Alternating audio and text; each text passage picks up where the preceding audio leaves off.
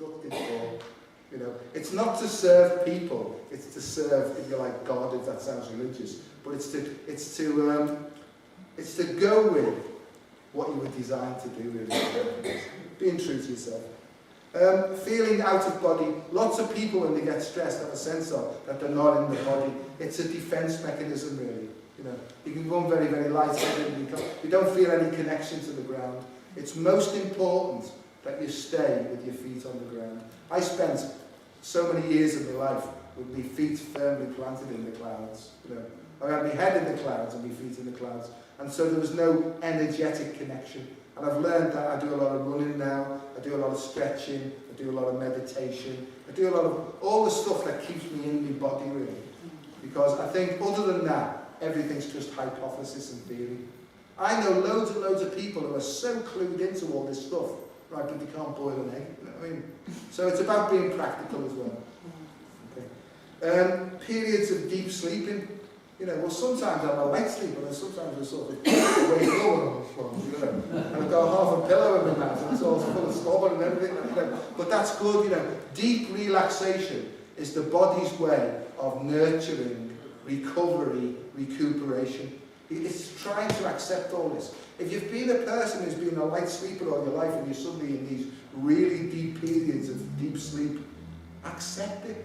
But if you jump out and think something's wrong with me, you know, and it may be, excuse me, again, if you're worried about it, go and have a chat to your GP. Right? But you know, take the information, stick it in your heart, and come to terms with it, and see what works for you. The other thing about GPs and the police and all that, you have to remember that they're public servants, and you're the public.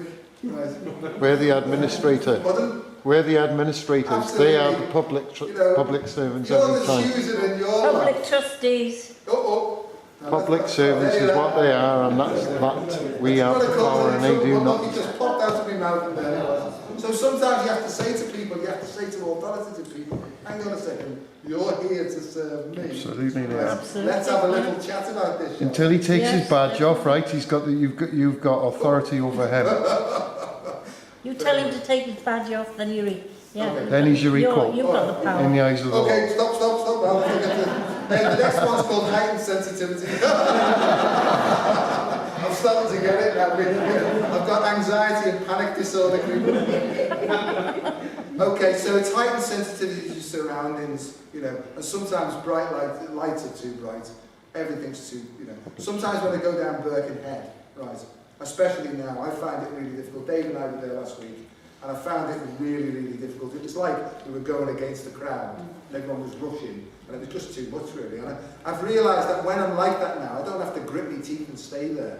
I just have to realise I'm in a sensitive time, right? It's mood management, basically, and it's accepting. I'm like this for a reason. What I've got to do is sort my environment out to suit this time. Right? Now, sometimes I can go there, it's no bother, but most of the time, I'm finding it more difficult to be around people, right? And so I quite like, you know, just staying in and taking it easy. Here's another thing: you just don't feel like doing anything. Can't be bothered. Right? And I hear so many people now say, I just can't be bothered. What is this work about? There doesn't seem to be any purpose to it at all. Okay, I'll tick the box, that'll do. It's like, and probably, it may be your soul showing you that that's not really essential in your life. What's essential in your life is having a life. Right? Yeah. You can choose one thing or other. You can choose death, right? Or you can choose life. And I'm saying to you, choose life based upon the feeling that comes from here and not this thing here. Because this will do it every time. It will close you down and it will make you miserable. So don't listen to this anymore.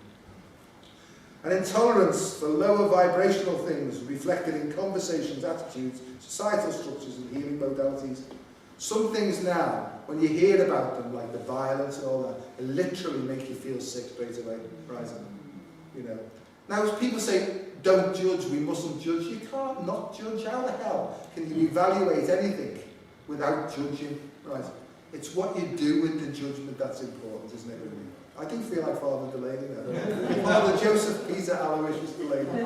Bless you all. Are you all here? Okay, but the thing about it is, starting to feel intolerant, it may be your soul's way of saying that this isn't right. It's not right. What can you do to make it better? Can you do something if you can do it, if you can't wait? A sudden disappearance of friends, activities, habits, jobs and residences. Right? Well, I had that with alcohol. They call alcohol the great remover. It removes families, friends, your liberty, everything, the great remover. But the thing is, things that people that used to find interesting suddenly become boring, dangerous and all that. No, but it's things that used to interest you, you just lose interest in it. And that's because all those old things are based upon old values, and there's a whole new set of values coming in now. Right? Now, don't forget, this may or may not be true, but these things correspond, or if you like, resonate with what's happened to me and my personal experience. Right, here's one that hasn't happened to me yet. A loss or desire for food. A loss of desire for food. I haven't had that. Yeah. Chocolate, I love chocolate. So it's your body is adjusting to a new, higher state of being. Here's another thing. You absolutely cannot do certain things anymore. Things that you used to do, you just can't. You're sort of prevented from doing them. Right? And that's almost as if you're being turned away from stuff to say, okay, that's the old stuff. Here's the new stuff coming in. So I feel that that's your intuition or your spiritual side trying to guide you into the path. Here's the other thing that I've learned. Some things that you have to do will be the opposite that other people have to do for their soul's evolution, for their progress. Some people may have found it really easy to say no. Right? They have to learn to say yes. Some people have to find it really difficult to say yes. They have to learn to say no. So you can't really say do that to somebody else because it might be exactly the opposite. So you can't really, in my opinion, I nearly said humble opinion, but I haven't got a humble opinion. In my opinion, I feel that you can't advise somebody else of what actions to take. You can only really advise them of principles. And the principle, in my opinion, is do what you feel from your heart. Right? Don't do what your head's telling you or what anybody else is telling you. If it feels right for you in there, and it's not going to cause harm as far as you know to anybody else, then that may be the way forward to you. Does this make sense? Yeah. Just read my mind, actually. So that's it. You can't really, if you're being not forced, there's no force. If you're being guided towards your true path in life, which will bring true fulfillment, true purpose and true happiness, and then putting peace at the centre of everything, right? Because I do feel that that's happening. Then you can't really ask anybody else's advice. There's no problem talking things out, but in the end, you have to sit and think, is this right for me? I know that there's people in relationships who've been there for years and years and years, because that's the way that it is and all that, sort of thing. It's very difficult to sit there and be truthful and say, is this working or is it not? And if the answer is, and because you know, don't you? You really know. It's not working. The next step is, well, what are you going to do about it? And some people stay in relationships for years and years and years because they haven't got the courage to say no. But don't forget, or to say, I've got to go. Don't forget, the only reason that they don't say I've got to go is not for the other person. It's to stop them getting hurt by the other person's reaction. That's a hard one, man. Right? Well, how do you know that if you let the other person off the hook, then they don't go around the corner and bump into something? I don't know. See how that works? Very difficult. Right? May go against what the country's saying or, religions are saying. I don't know. I don't want to get into that one. Right? Some days you'll have days of extreme fatigue and you can hardly lift a limb. On those days, stay in bed, treat yourself kindly, have a bath, have a little bit of chocolate, take it easy. But if you've got the mentality in you that says, I can't be like this, I've got to drive myself on, you'll become ill. Right? Because I've been there, I smoked, I drank, I took loads of coffee, I took all sorts of medications, I took legal and non-legal, all that sort of stuff, just to try and keep me in the madness. I didn't know that it was okay to stop and give myself a break.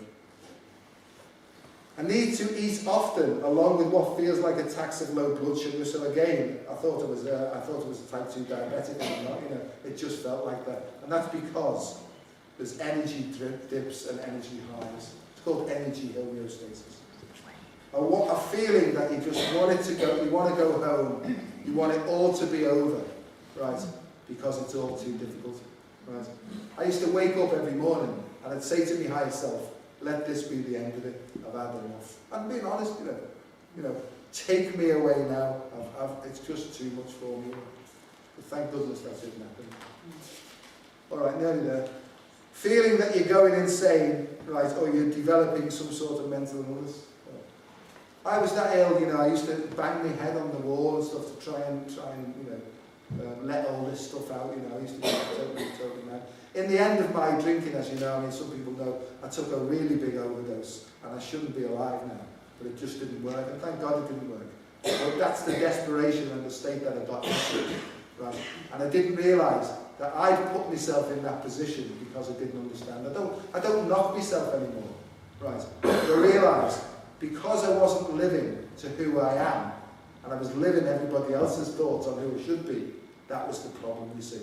And we talked before about Carl Rogers, who's a great, you know, the counselling of person-centred therapy. Person-centred therapy to me is not about personality-centred. It's about heart-centred. It's about the truth. You know, living to your authentic self. And more people are understanding this now.